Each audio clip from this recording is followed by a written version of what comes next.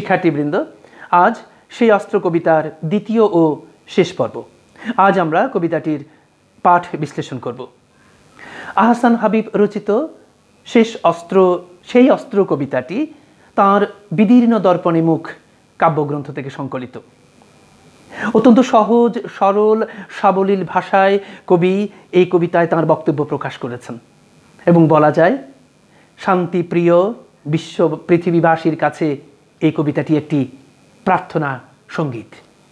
আমি কবিতাটি পড়ছি।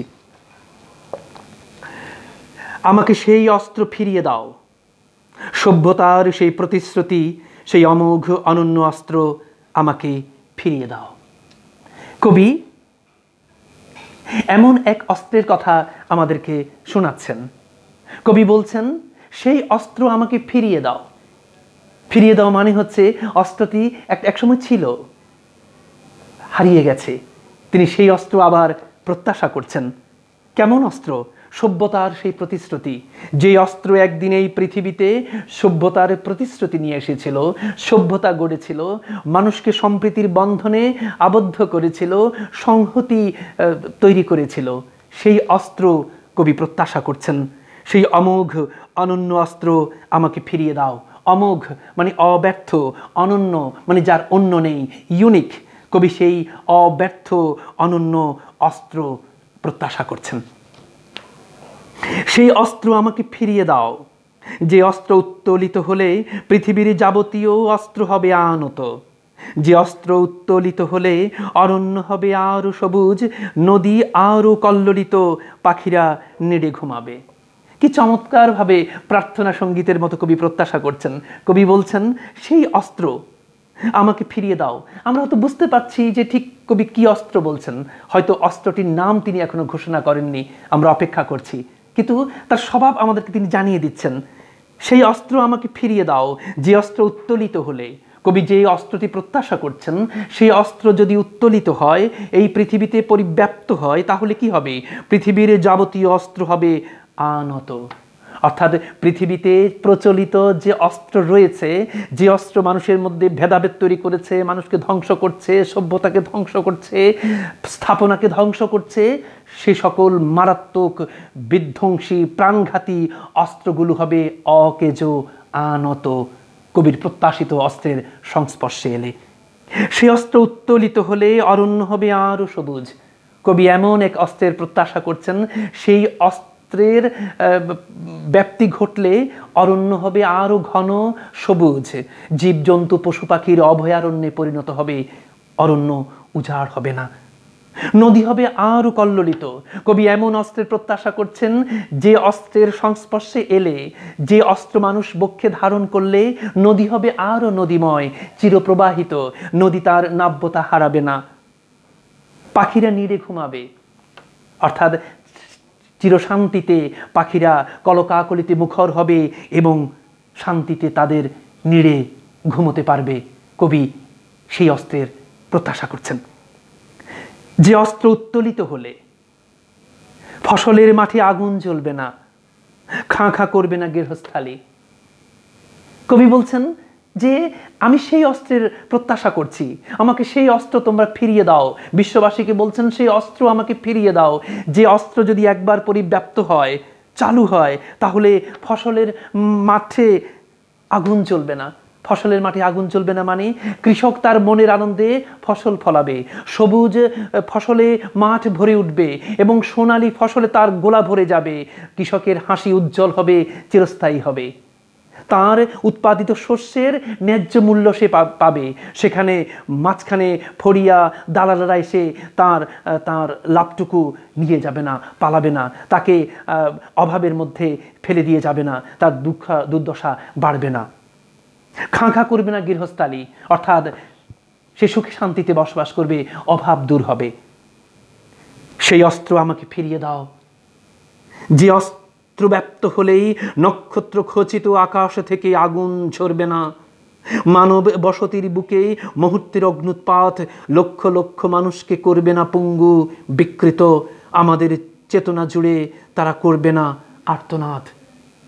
কবি বলছেন আমি সেই অস্ত্র চাচ্ছি, সেই অস্ত্র প্রত্যাশা করছি, সেই অস্ত্র, যে অস্ত্র যদি পৃথিবীতে পরিব্যাপ্ত হয়, তাহলে এই নক্ষত্র খচিত আকাশে আগুন জ্বলবে না। এই নক্ষত্র খচিত আকাশে আগুন জ্বলবে না মানে সেখানে বোমারু বিমানের বোমায় এই ধোঁয়ায়িত হবে না আকাশ। অর্থাৎ আণবিক বোমা, পারমাণবিক বোমায় বিধ্বস্ত হয়ে উঠবে না পরিবেশ। নীলিমায় নীল হবে এই তারাখচিত আকাশ, তারা মিটমিট করে জ্বলবে। তিনি সেই অস্ত্রের প্রত্যাশা করছেন, যে অস্ত্র যদি পৃথিবীতে পরিব্যাপ্ত হয়, তাহলে দেশে দেশে যে হানাহানি, যে যুদ্ধ দেশগুলোকে বিধ্বস্ত করছে, ধ্বংস করছে, সেটি বন্ধ হবে এবং অসংখ্য মানুষ পঙ্গুত্ব বরণ করবে না এবং বিকৃত হয়ে যাওয়া, পঙ্গু হয়ে যাওয়া, আধমরা হয়ে যাওয়া মানুষগুলোর আর্তচিৎকার আমাদেরকে কষ্ট দেবে না। তাদের এই আর্তচিৎকার আমাদেরকে কাতর করবে না, আমাদেরকে শুনতে হবে না। অর্থাৎ এই বাক্যগুলো দিয়ে কবি বুঝাতে চাচ্ছেন, ওই সেই অস্ত্রের অভাবে, সেই অস্ত্র আমরা পৃথিবীতে পরিব্যাপ্ত করতে পারিনি বলেই আজ পৃথিবী মেতে উঠেছে যুদ্ধ খেলায়।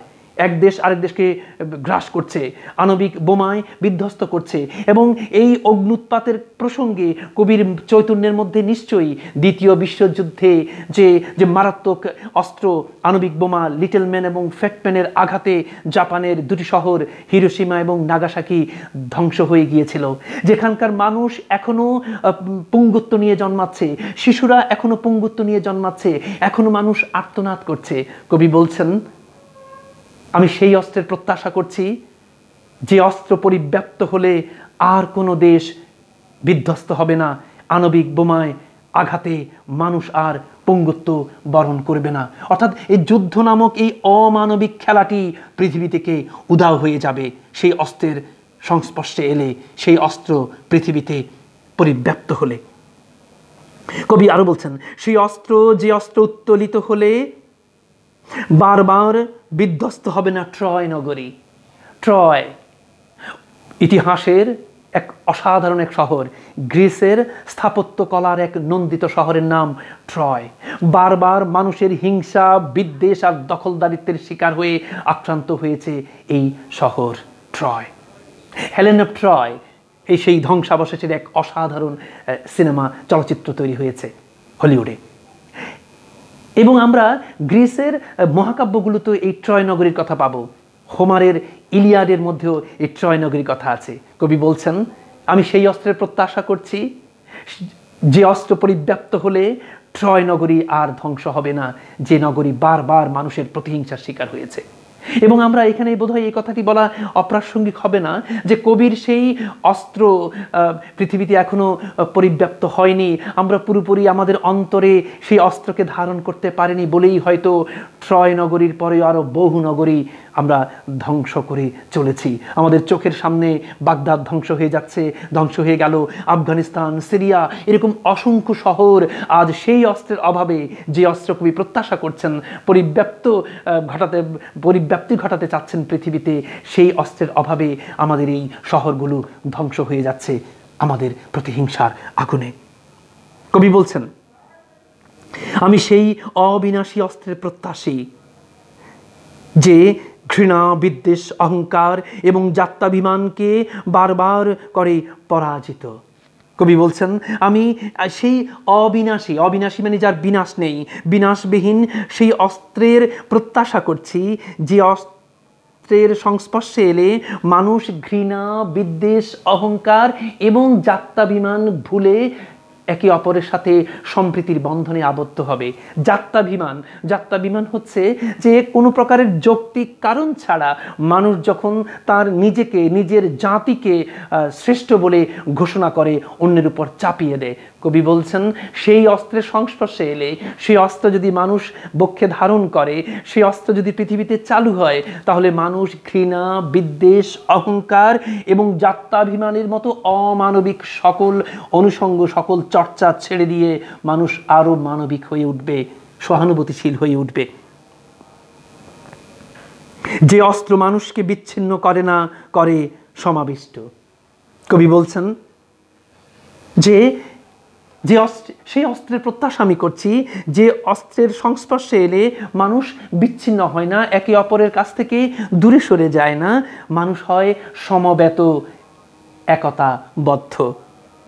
সেই অমোঘ অস্ত্র ভালোবাসা পৃথিবীতে ব্যক্ত করো। এবং কবিতাটির শেষ বাক্যে এসে, ওই যে আমরা বলছিলাম প্রার্থনা সঙ্গীতের মতো, কবি শেষ বাক্যে এসে তার সেই বহুল প্রত্যাশিত, সেই বহুল আকাঙ্ক্ষিত সেই অস্ত্রের নাম ঘোষণা করেছেন। যদিও কবিতাটি পড়বার সময় আমরা বুঝে উঠছিলাম, কিন্তু আমরা অপেক্ষা করছিলাম সেই মহেন্দ্র ক্ষণের জন্যে, কবি কখন তার সেই মারাত্মক অস্ত্রটির কথা আমাদেরকে জানান। এবং শেষ বাক্যে এসে কবি আমাদেরকে শোনাচ্ছেন সেই অমোঘ অস্ত্র ভালোবাসা পৃথিবীতে ব্যক্ত করো। এবং কবি বলছেন সেই অমোঘ মানে অব্যর্থ, অবিনাশী সেই অস্ত্রের নাম আর কিছু নয়, ভালোবাসা। এবং সেই ভালোবাসা যদি পৃথিবীতে ব্যক্তি লাভ করে, সচল হয়, মানুষ যদি সেই ভালোবাসাটাকে বা ভালোবাসা নামক এই মারাত্মক অস্ত্রটিকে বক্ষে ধারণ করে, তাহলে এই পৃথিবী হবে আরো সুন্দর। অর্থাৎ কবি এই চিরন্তন ভালোবাসা নামক অব্যর্থ, অবিনাশী, অমোঘ অস্ত্রটিকেই প্রত্যাশা করছেন কায়মন বাক্যে, যে একদিন মানুষ পৃথিবীতে সভ্যতার সৃষ্টি করেছিল, মানুষ একে অপরের সংস্পর্শে এসেছিল, ভালোবাসার নামে সম্প্রীতির বন্ধনে আবদ্ধ হয়েছিল। আজ সেই ভালোবাসা দূরে সরে গেছে বলেই, সেই ভালোবাসাকে মানুষ হারিয়েছে বলেই মানুষ আজ প্রতিহিংসা পরায়ণ হয়েছে, এক দেশ আরেক দেশকে গ্রাস করছে, মানুষ যুদ্ধ নামক অমানবিক খেলায় মেতে উঠেছে। আজ সেই অস্ত্রের অভাবেই আমরা আমাদের খাদ্য তালিকাকে দীর্ঘায়িত করেছি। আজ আমাদের খাদ্য তালিকায় নদী উঠে এসেছে, আজ আমরা নদী খাচ্ছি, পাহাড় খাচ্ছি, আজ আমরা মাঠ, সব কিছুকে গ্রাস করছি। অর্থাৎ আমাদের সেই হিংস্রতার শিকার হয়ে নদী তার নাব্যতা হারাচ্ছে, অরণ্য তার সবুজ প্রকৃতি তার স্বভাব হারাচ্ছে, পাখিরা নিরে ঘুমাতে পারছে না, ফসলের মাঠ উজাড় হয়ে যাচ্ছে, ক্ষমতাসীন রাষ্ট্র আরেকজন রাষ্ট্রকে দখল করছে। একমাত্র সেই ভালোবাসা নামক অস্ত্রটিকে আমরা বুকে ধারণ করতে পারিনি বলে কবি আহসান হাবীব তার সেই অস্ত্র কবিতাটির মাধ্যমে সেই চিরন্তন অমোঘ ভালোবাসাটিকে কায়মন বাক্যে তিনি কামনা করছেন। প্রার্থনা সঙ্গীতের মতো তিনি আমাদেরকে শোনাচ্ছেন যে আর কিছু নয়, ওই অমোঘ অব্যর্থ ভালোবাসাই পারে এই পৃথিবীটাকে সুন্দর করতে। কারণ এই অমোঘ অব্যর্থ ভালোবাসায় যদি আমরা বক্ষে ধারণ করি, পৃথিবীতে যদি আমরা এটিকে সচল করতে পারি, পৃথিবী যদি এই ভালোবাসায় পরিব্যাপ্ত হয়, তাহলে ব্যক্তি থেকে রাষ্ট্র, রাষ্ট্র থেকে বিশ্ব, অর্থাৎ গোটা পৃথিবী একটি দেশে রূপান্তরিত হবে।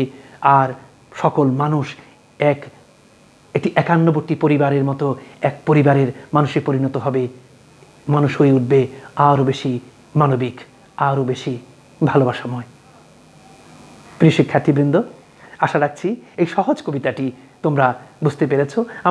আমরা দেখেছি যে কবিতাটির মধ্যে কবি কোনো কঠিন শব্দ ব্যবহার করেননি, অত্যন্ত সহজ সরল সাবলীল ভাষায় তিনি প্রার্থনা সঙ্গীতের মতো তিনি এই কবিতাটি আমাদের সামনে প্রকাশ করেছেন।